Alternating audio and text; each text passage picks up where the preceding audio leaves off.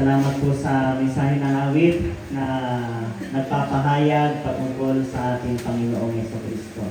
Siya ang ating pong buhay, ang ating Panginoong Jesus ang ating pag-asa. Maaaring ang ating buhay kapag wala ng ating Panginoong Jesus ay may kaguluhan, kagaya po ng mensahe ng awit. Pero pag nakilala natin ang ating Panginoong Jesus, ay nagkakaroon po ng kapayapaan ang ating buhay, ang ating pag-iisip, at madalas po yung ating pong stress or alalahanin.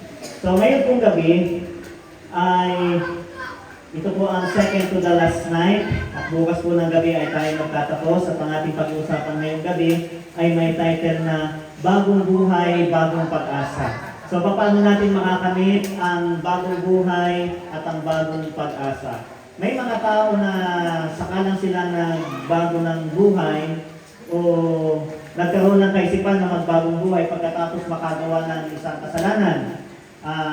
kasalanan sa batas. Pagkatapos sila po ay nakulong, pagkatapos makulong ay sabi nila ay magbabagong buhay na sila. May mga ganong karanasan. Pero tayo na hindi naman hayag ang ating pong mga kasalanan, paano tayo makakalakad sa panibagong buhay? Ano ang mga dapat po natin gawin? So, paano natin makakamit ang bagong buhay at bagong pag-asa? Sa kabila na tayo ay busy sa ating pagtatrabaho, abalang-abala tayo sa pang-araw-araw, minsan, hindi natin naiisip ang tungkol sa ating pananampalataya, ang tungkol sa ating relasyon sa ating Panginoong Diyos.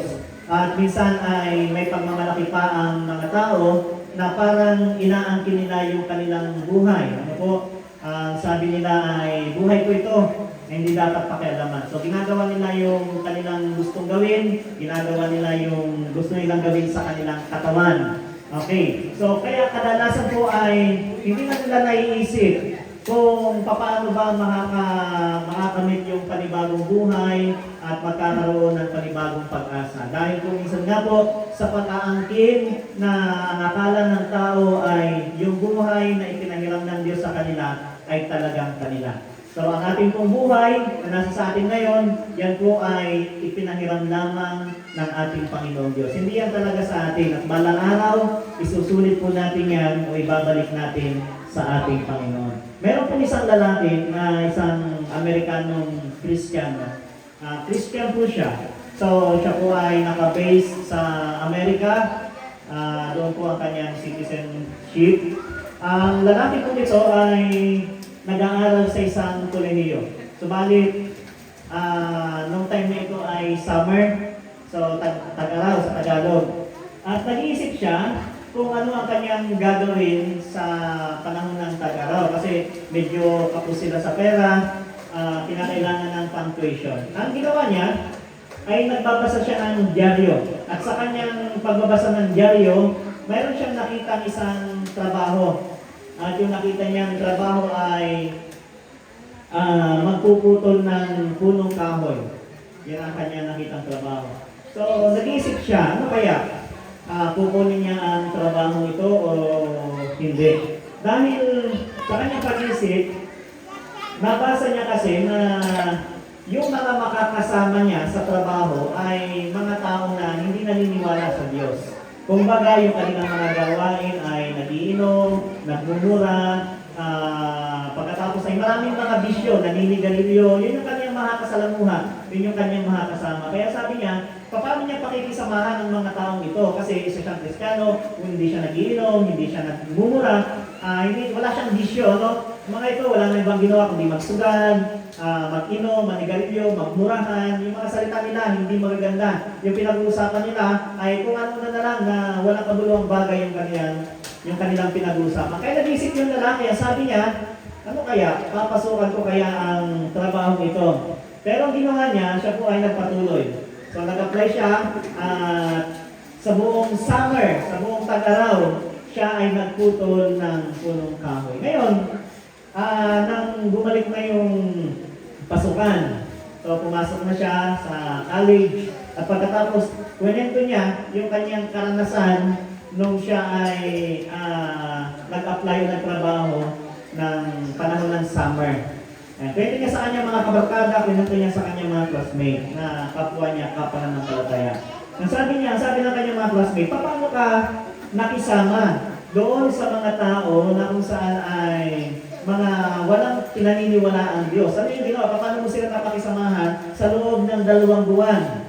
Ang sabi ng lalaking ito, ang sabi niya, simple lang, hindi ako nagpakilalang ako ay Kristiyano. So yun na po yung kanyang ginawa. Hindi siya nagpakilala na siya ay Kristiyano, kaya napakisamahan niya yung mga tao. Hindi siya inano, hindi siya, siguro hindi nabanggit kung ginawa niya rin yung mga ginagawa ng mga tao hindi naniniwala sa Diyos. Basta ang sabi niya, hindi siya nagpakilala na siya isang Kristiyano. Sa mundong ito, sa huling panahon, kagaya ng ating pinag-usapan ng mga nakaraan, ngayon ay huling kapanahunan na sa kasaysayan ng ating sanlibutan. At hindi daw po pwede dito ang tinatawag nating neutral ground. Hindi pwedeng wala tayong identification. Dapat ay meron tayong pinaninindigan, meron tayong pinaglalaanan ng ating katapatan. Hindi po pwede yung neutral ground. Hindi pwedeng nasa gitna ka lang.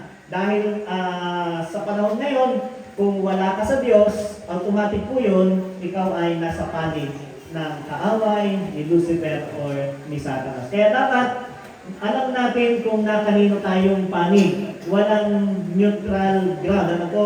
Saan ka ba? Sa Diyos o kay Satanas? Hindi pwedeng sa o. Ano po? Hindi pwedeng doon sa neutral ground. Dapat ay isa lang. At alam niyo po, sabi ng isang pastor, ang ating pong pananampalataya ay parang hairline. Parang guhit lang ng buhok yung ating pananampalataya. Na kapag hindi tayo sa Diyos, automatic na talagang doon na tayo sa kaaway. Okay, so ganyan po. Ang Diyos ay tumatawag sa bawat isa sa atin na tumayo sa kalagitnaan ng publiko. Tinatawagan tayo ng Diyos na tayo magkaroon ng paninindigan. Tinatawagan tayo ng Diyos na tayo ay maging tapat sa ating Panginoon. Tinatawagan tayo ng Diyos na tayo tatayo sa ating pong pananampalataya. Paano po tayo makakatayo sa ating pananampalataya? Kami po mga Seventh-day Adventists, para sa kalaman po ng lahat, kami ay madalas na tumatayo sa mga ganyang pagsubok, sa mga challenge sa amin pong pananampalataya. Dito mga nakaraan lang, 2 estudyante ang lumapit sa akin at humingi ng letter para ma-excuse sila sa araw po ng Sabat. Ano po? Para sila po ay hindi makatid ng araw ng Sabat. Kasi sa amin, mahalaga yung araw ng Sabat. Yan po'y banal, hindi namin ginagawa yan yung mga activities na makamundo. Hindi kami nanonood ng TV, hindi kami nanonood na kung wala mo sa YouTube. Sa araw po ng Sabat, di kami nagpapatugtog ng mga music, ng mga love song, na music, lahat ay religious ang amin pong pinapatugtog. Hindi rin kami pumapasok kung nagtatrabaho ng araw ng Sabado. I-discourage namin ang aming mga kabataan na kung may pasok ng Sabado ay magpaalam sa guro at pagkatapos ay mas unahin ang Panginoon dahil yung araw para sa Panginoon. Ngayon, lagi po kami humaharap sa ganyang pagsubok. Sa mga katrabaho naman, may mga activities na may mga retreat na ginagawa ay araw ng Sabado, may pa-meeting araw ng Sabado. Kaya kami tumatayo lagi doon sa tinatawag na challenge sa aming pananampalataya. Sa aming mga kaibigan, ano kayang challenge ang nararanasan natin sa ating pananampalataya? Dahil kung walang challenge, ay ano yung saan tayo tumatayo?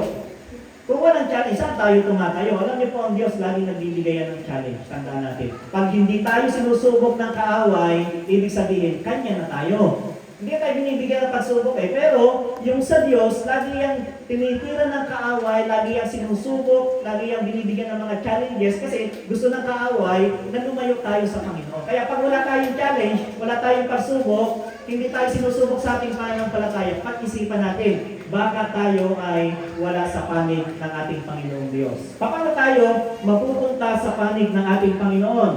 Ang sabi po dito, itinatalaga natin ang ating katapatan kung tayo ay mabautismohan. So nagsisimula daw po ang paninindigan natin kapag tayo ay o ang isang tao ay nababautismohan. Tayo ay tumatayo sa kalagitnaan. Ipinapakita natin kung kaninong panig tayo kanila. So kapag ang tao daw po ay nakaranas o nagdesisyon na siya po ay tanggapin ang ating Panginoong Hesus, ito daw po ay pagpapakita na tayo po ay nasa panig ng Diyos. Okay, so pag-usapan natin ang tungkol po sa tinatawag nating pagbabagong buhay, pagtanggap sa ating Panginoon sa pamagitan ng bautismo.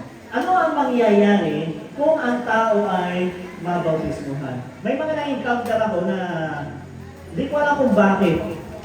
Talagang iniisip ko kung bakit. Bakit may mga taong natakot, parang kinakabahan sila pag sila ay pagtatanggap sa Panginoon, pag sila ay babautismuhan. Natakot daw sila, kinakabahan daw sila. Pastor, kinakabahan ako. Bakit kinakabahan? Okay, parang may mangyayari. Ano po, parang may kakaibang mangyayari sa isang tao kapag tumanggap sa ating Panginoon. May mangyayari po talaga, pero hindi sa negative na pangyayari, kundi isang positive na pangyayari. Ano ba ang mga mangyayari sa isang tao na mababautismuhan o nabautismuhan? Number 1, bawat kasalanan ay napapawi. Okay. So, papawiin ang sabi niya. Yung mga kasalanan, kapag ang isang tao ay tumanggap sa ating Panginoon, ang unang nangyayari ay yung kaniyang mga kasalanan ay napapawi. May mga tao na kinatatakutan ang bautismo. Bakit? Takot ba na mapawi ang kasalanan? So, ibig sabihin, hindi dapat siya katakutan. Dapat ito ay naisin ng isang tao dahil napapawi yung kaniyang kasalanan. Napapatawad tayo sa ating mga kasalanan. Kaya isang bagay siya na magandang gawin ng isang tao o isang magandang desisyon na gagawin ng isang tao. Dahil napapawi yung tinatawag nating kasalanan. Ano? May mga tao na tumanggap sa ating Panginoong Jesus tapos ay nalinis sila sa kanilang mga kasalanan.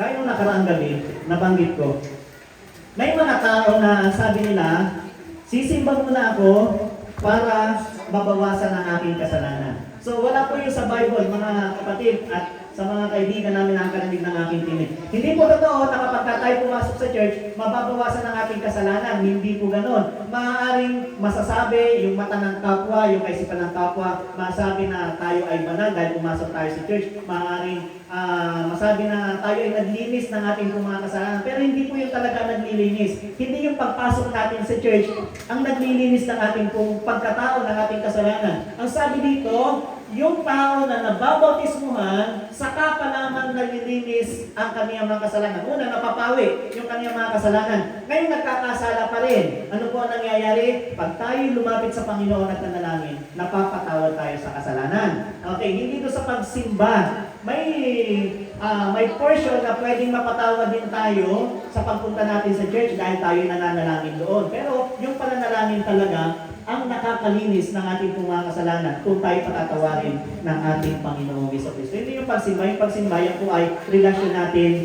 sa ating Panginoong Hesus. So may mga tao na dati ay ganito yung buhay, ano?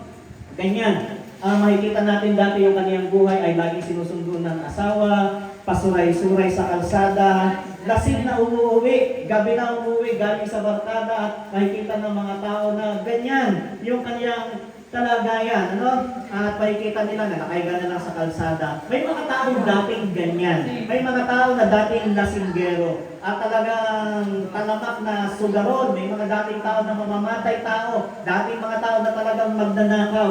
Pero nang sila po ay makilala nila ang ating Panginoong Hesus at tinanggap nila sa kanilang buhay, may mga tao na kung saan ay grabe ang mga ginagawa nilang mga kasalanan noon. Pero nabago dahil sa pananampalataya sa ating Panginoong Hesus. Marami po akong kakilala at ako po ay natutuwa sapagkat may mga tao na kung saan ay talagang nakikita ko na nagbago talaga ang kanilang buhay. Ako ay natutuwa dahil unang-una, wala akong kakayanan na baguhin ng isang tao.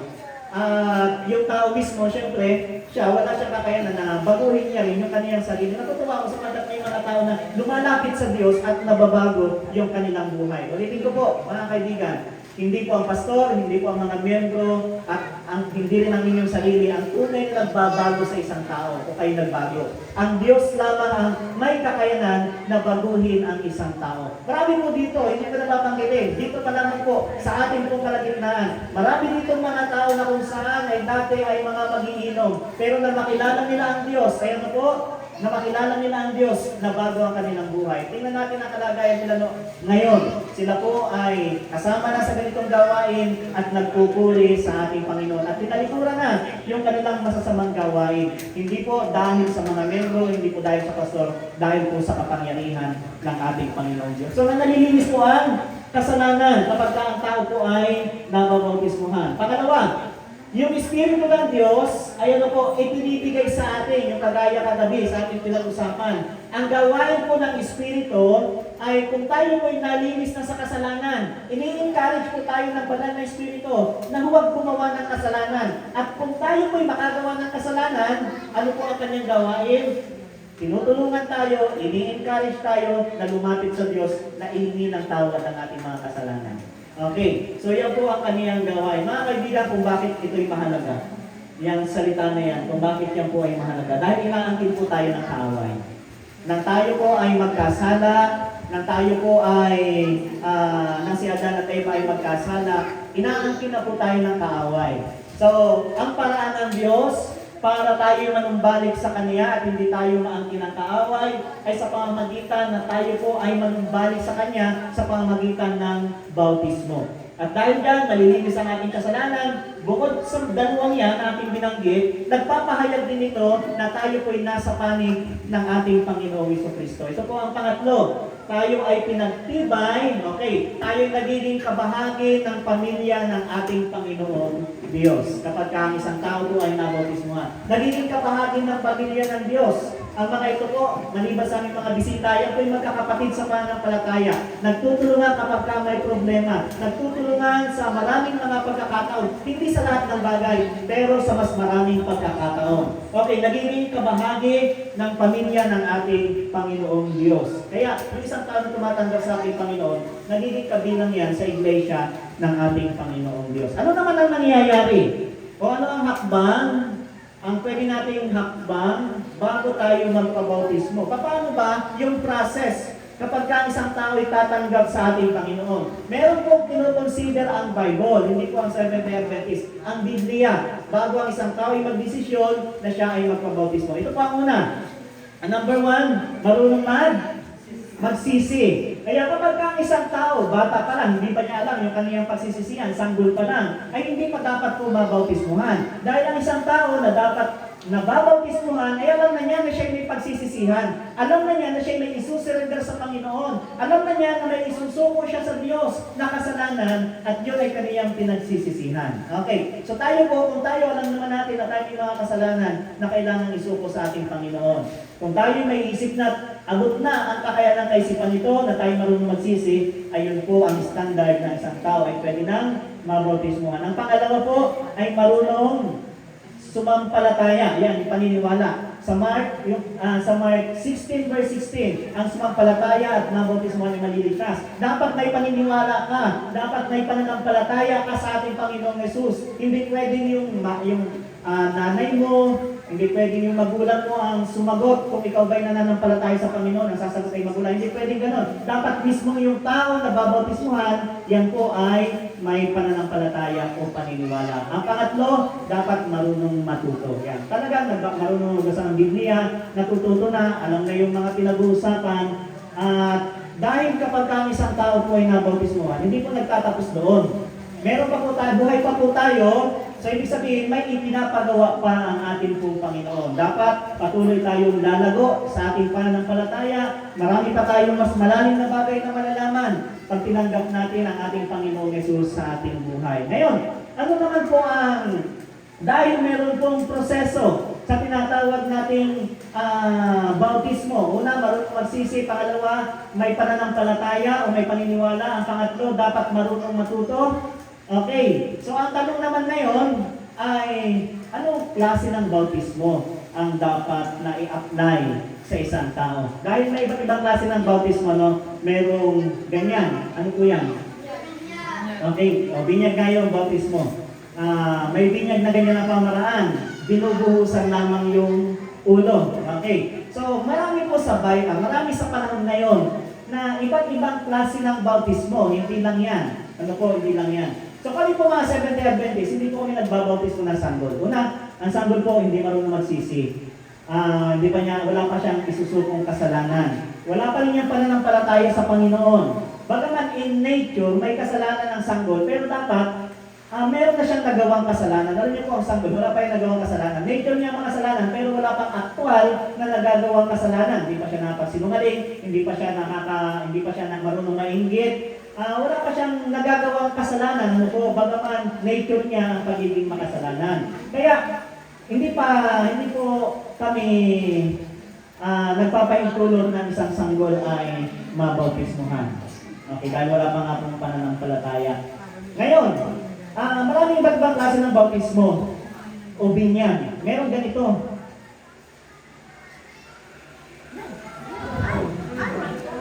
After ganyan. Totoo po yan. Okay. May ganyang binyag, may ganyang klase ng binyag. Ano? Pwede nyo kong dalhin yung anak ninyo kung meron kayo sanggol. Meron naman ganito. Ayan, yan ang binyag sa kanila.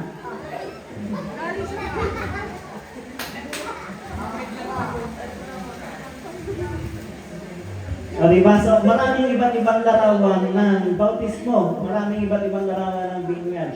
Merong inilulublog. Pagkatapos, yan, dinuduraan, binibisika sa pamamagitan ng bibig. At meron din naman ganito, traditional. Okay. Meron ganyan, buhos.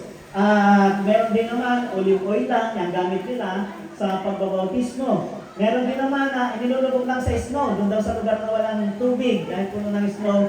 Yan, inilulubog lang, yun daw po ay bautismo na. Okay, so ngayon, anong klaseng bautismo ang dapat i-apply sa isang tao na gusto magbago at tanggapin ang ating Panginoong Yesus? Siyempre, ang pattern natin, dahil tayo ay Kristiyano, ang pattern natin ay walang iba kundi ang ating Panginoong Yesus. Siya ang pattern natin kung paano dapat nababautismuhan ng isang tao. Paano ba binautismuhan ng ating Panginoong Yesus? Okay? So ang sabi dito, siya po ay binautismuhan ni Juan sa ilog ng Jordan sa papanong pamaraan.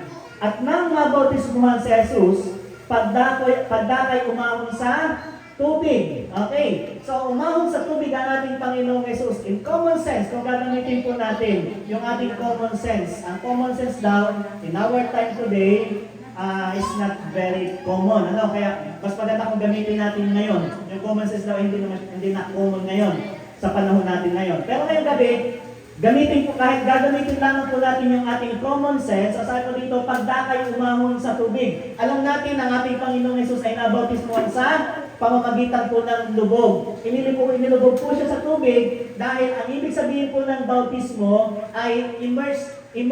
Ano po ang ibig sabihin ng immerse o immersion ay to dip, ilubog, yan, paglulubog. Doon pa lamang sa salita na bautismo, sa original na salita ay ibig sabihin yan ay paglulubog. Ano po, kaya hindi natin ina-apply yan yung receipt o kaya naman ay buhos. Kaya dapat ilulubog po ang isang tao doon sa tubig. Nang mabautismuhan ng ating Panginoong Yesus at narito nangabuksan sa Kaniya ang mga langit. Okay, nang bautismuhan ng ating Panginoong Yesus, dahil siya po ay wala namang kasalanan, pero siya ay nagpabautismo pa rin bilang halimbawa. Nang mabautismuhan ng ating Panginoong Jesucristo, nabago po ba ang kanyang pangalan? Hindi, siya pa rin ay si Jesus, ang ating Panginoong Yesus pa rin. Okay, so minamahal ko po mga kapatid at mga kaibigan, ang isang tao na tumatanggap sa ating Panginoong Jesucristo, yung mga tao na nabautismuhan, pag-ahon niya sa tubig, dapat nasa kanyang katawan na, nasa kanyang sarili na, o nasa kanyang pagkatao na, ang pangalan Jesus, ang ating Panginoong Jesucristo. Ibig sabihin, pag nabautismo ng isang tao, dapat siya, pag-ahon niya, ay siya ay isang tunay ng Kristiyano. Dapat makikita sa kanyang buhay ang karakter ng ating Panginoong Jesus. Dahil tinanggap na natin siya sa ating buhay, naranasan natin ang panibagong buhay, pagkatapos natin mabautismohan, pag-ahon natin sa tubig, kung dati tayo ay mag-iinom, hindi na tayo nag-iinom. Kung dati tayo maraming bisyo, hindi na tayo magbibisyo. bisyo. Kung dati tayo ay napakaraming bisyo kagaya ng sugal, hindi na tayo magsusugal. Aasa na tayo sa biyaya ng Diyos, sa kaniyang ipinagkakaloob sa kaniyang anak. Dahil ang ating Panginoong Diyos ay mayaman, pinakamayaman sa lahat ng mayaman. So ang isang tao na tumatanggap sa ating Panginoon, pagkatapos na siya'y mabautismuhan, ay lumalakad na siya sa panibagong buhay at iniiwan na yung kaniyang datihang pagkatao. So ito yung pag-iwan.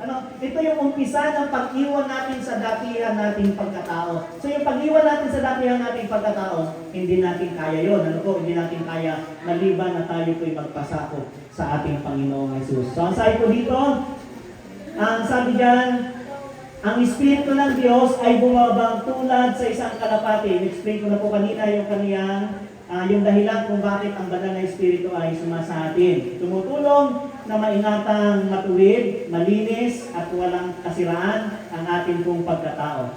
At sa verse 17, at narito, ang isang tinig na mula sa mga langit na nagsasabi, ito ang sinisinta kong anak na siya kong lubos na kinalulugdan. Ito ang paglalarawan, isang larawan mga kaibigan, sa isang tao na tumatanggap sa ating Panginoon. Nang ang ating Panginoong Jesus ay mabautismuhan, nagbukas ang langit. At doon sa langit may tinig na nagsabi, ang sabi ng Ama, ito ang sinisinta kong anak na siya kong lubos na kinalulugdan. Nung tayo daw po ay, pagkatapos daw po natin mabautismuhan, doon pa lamang dinideclare ng langit, sinasabi ng langit na ito ang sinisinta kong anak, kung ano man ang pangalan natin, na kinalulugdan ng Ama. So dito pa lamang nag-uumpisa na tayo po ay maging sa panig ng Diyos, na tayo maging anak ng Diyos. Dahil kung wala po yung tinatawag natin umpisa, yung pamaraan ng ating Panginoong Jesus, hindi sinusunod ng tao, ay maaaring wala pa tayo sa panig ng ating Panginoong Jesus. Marami sa atin nabautismuhan sa wisik,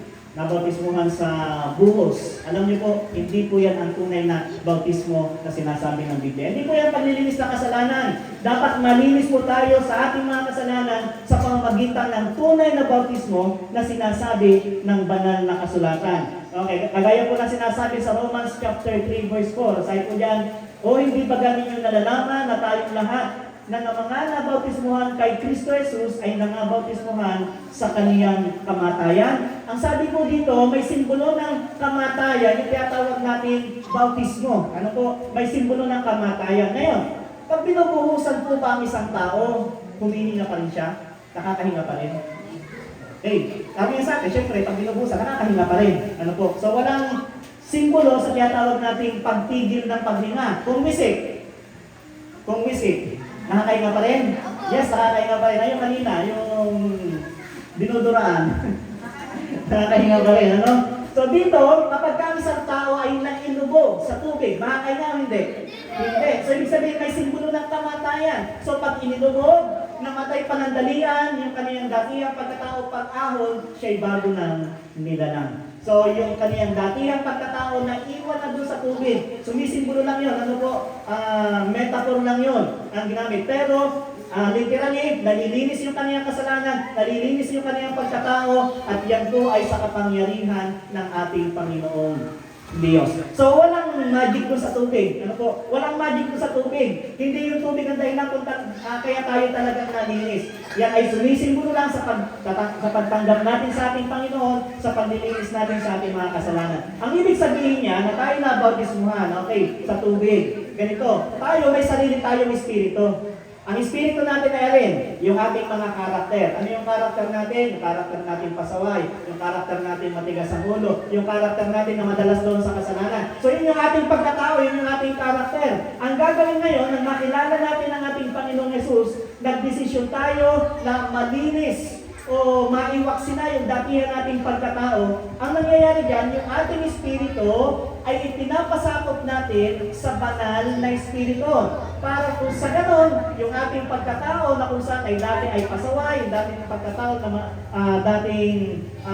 laging naroon sa kasalanan, yun po ang ipinapasakop natin sa banal na espiritu upang mapalitan ng espiritu ng Diyos yung ating datihan pagkatao. Okay, yung datihan nating espiritu. So, pagka tayo nabautismuhan, yung espiritu na ng Diyos ang siyang sumasa atin.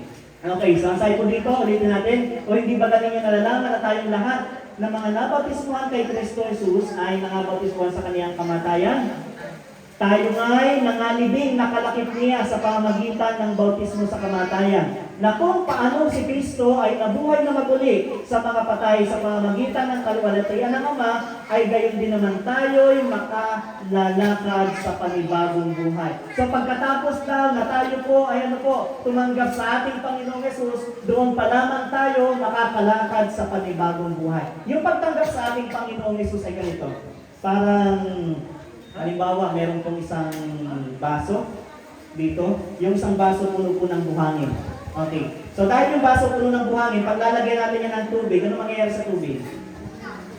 Masasayang. Hindi papasok po sa baso kasi yung baso ay puno ng buhangin. So kapag ka isang tao daw po mga kaibigan ay ganyan, yung kaniyang pagkatao ay matigas yung kaniyang puso, kahit anong salita ng Diyos ang ating mapakinggan, hindi po yung papasok, aawas lang yun. Maliban na ano po ang gawin natin? Maliban na ang gawin po natin ay maging open-minded. Alisin muna natin yung tubig doon yung buhangin doon sa baso. Alisin muna natin, maging open-minded tayo, alisin muna natin yung ating mga dating mga tradisyon, yung mga dating nating paniniwala, at sikapin muna natin na maintindihan yung mga aral na kung saan ay ating napapakinggan at turo ng ating Panginoong Yesus. Pagkatapos natin alisin yung buhangin mo sa loob ng baso, pag nilagyan natin ng tubig, ano mangyayari sa tubig?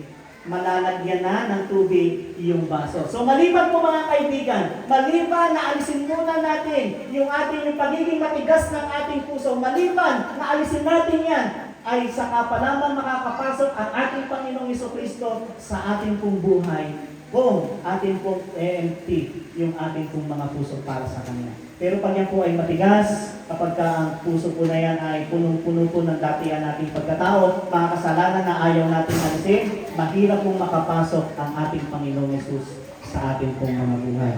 Dahil saka pa lamang tayo makakalakad sa panibagong buhay pagkatapos na ating tanggapin ang ating Panginoong Yesus. So ang bautismo, una, pagkamatay sa luma at makasalanang pamamaraan ng buhay. Ang pangalawa, paglilibing ng ating mga kasalanan sa tubig na libingan. At ang pangatlo, pagkabuhay na maguli mula sa tubig patungo sa bagong buhay. So ito po ang paraan ng Diyos upang tayo po ay makalakad sa panibagong buhay. So paano tayo tatayo? Paano tayo maninindigan? Unang-una po, dapat tayo nasa panig ng ating Panginoong Jesucristo. Dapat lamang po tayo nasa panig ng ating Panginoong Jesus. Dahil ang sabi po sa aklat ng Apokalipsis, chapter 1, verse 5 and 6, doon sa umiibig sa atin at sa nagkalat sa ating mga kasalanan sa pamamagitan ng kaniyang dugo. Dahil daw po ang ating Panginoong Hesus ay unang umibig sa atin. Dahil ang ating Panginoong Hesus ay nagligtas sa atin. Dahil ang ating Panginoong Hesus tinubos tayo sa pamamagitan ng kaniyang sariling dugo. Hindi tayo tinubos o binili ng ating Panginoong Hesus sa pamamagitan ng anumang halaga. Hindi sa pamamagitan ng pila, hindi sa pamamagitan ng ginto, hindi sa pamamagitan ng anumang halaga. Binili tayo ng ating Panginoong Hesus sa pamamagitan mismo ng kaniyang sariling dugo. Kaya dahil po dyan, tayo po ay dapat na magkaroon ng paninindigan at pagtatapat sa ating Panginoong Jesucristo. Ito isang bagay na kailangan natin gawin dahil ito po ay napakahalaga. Na tayo po ay tanggapin natin ang ating Panginoong Jesucristo sa ating buhay. Alam niyo po, meron isang pangyayari sa Africa. Meron pong isang grupo na matagal nang naghihintay na sila ay mabautismuhan. Lumipas ang isang taon. Alam niyo po, isang taon na ang grupo na ito ay gustong magpabautismo. So napalitaan nila isang araw na may darating na pastor, kinabukasan. Okay, kaya yung grupo ng mga kababaihan na ito, sila po ay naghintay doon sa pastor. So yung pastor, marami pang mga dinaan ng bayan bago pa makarating doon sa lugar kung saan siya ay nakatalaga na magbautismo. Okay, so ang pastor mula pa sa iba't ibang bayan, tumigil at doon ay nagbautismo. Ngayon, nung makarating yung pastor hapon na, doon sa lugar kung saan ay talagang naka-schedule na kanyang pupuntahan para mabautismuhan yung mga grupo ng tao doon at ang sabi doon ay karamihan ay mga kababaihan. So nagbautismo yung pastor. Ngayon, may dalawang magkaibigan, kasama nga po ito. Ang pangalan yata nito ay si Berta. Okay. So ang babae nito ay lumabas mula doon sa isang lugar at nabalitaan nga niya na may mga nagpapabautismo. So ang dalawang ito, sabi nila, kami rin ay magpapabautismo. Kaya lang, yung pastor ay nakapag-bihis na dahil meron siyang isang schedule na kung saan ay dapat puntahan. Okay, so yung dalawang magkaibigan na ito, ang ginawa niya, dahil sila, nalungkot sila kasi hindi sila nabautismohan. Gusto nilang magpabautismo, no? So nalungkot po sila, ito po ang pangyayari. Naisip nila, nandun sa dadaanan ng pastor, kasi sumakay na ng kanyang sasakyan yung pastor, ay mayroong nakatumbang puno. So, ang sabi ng dalawang ito, maglakad-lakad tayo papunta doon sa may nakatumbang puno kasi sigurado, babalik yung pastor. At pipilitin natin na tayo ay mabautismuhan. Okay, so pumunta sila doon. Kaya lang, yung pastor, sakay ng kanyang sasakyan ay natuloy doon sa kanyang daanan kasi natanggal na pala yung kahoy. So, nalungkot ulit yung dalawa. Sabi nila ay wala yata talagang pag-asa na tayo mabautismuhan. So, ang dalawang ito nagpatuloy sa paglalakad. Kahit hating gabi, pumunta sila, naglakad sila, at pinuntahan nila yung bahay ng pastor. So, hating gabi na, ano po, ang sabi po dito sa kwento, ang kanilang nilakad ay 18 miles. 18 milya ang kanilang nilakad para mapuntahan yung bahay ng pastor. Okay, so nung makarating doon sa bahay ng pastor, itong dalawang babaeng ito ay sila'y kumatok. At pagkatapos ay nagulat yung pastor, sabi, parang natatandaan kita. Sabi ng pastor, sabi ng babae, okay, pastor, kami yung dalawang gustong-gustong magpabautismo. So yung pastor ay na-curious. Ang sabi niya ay, bakit ba gustong-gusto niyong magpabautismo? At nilakad niyo pa talaga yung ganitong kalayo at para marating ang aking bahay para lang kayo ay mabautismohan. Okay, ang sabi ng pastor. Ang sagot ng babaeng ito, ang sabi niya, Pastor, I'm so sick and tired of this old world. Sabi niya, I want to go home and see Jesus. Ang sabi ng babaeng ito, ako'y pagod na sa sanlibutan ito. Gusto ko nang bumalik, gusto ko nang makita ang ating Panginoong Jesus. Sino po dito ngayong gabi ang hindi pa nakapagod sa sanlibutan ito? Yung talagang gustong-gusto niyo pang dito manirahan. Ako personally, napapagod na rin sa mundong ito. Dahil maraming mga problema, maliit na problema ay problema pa rin. Malaking problema ay problema pa rin. At nakakapagod sa mundo ito, actually po, minamahal ko po mga kaibigan. Mamaya, masaya ka, pagkatapos may darating na isang problema para ikaw ay maging malungkot. At pagkatapos, kalalaba mo lang, maya-maya, may labahin ka na naman.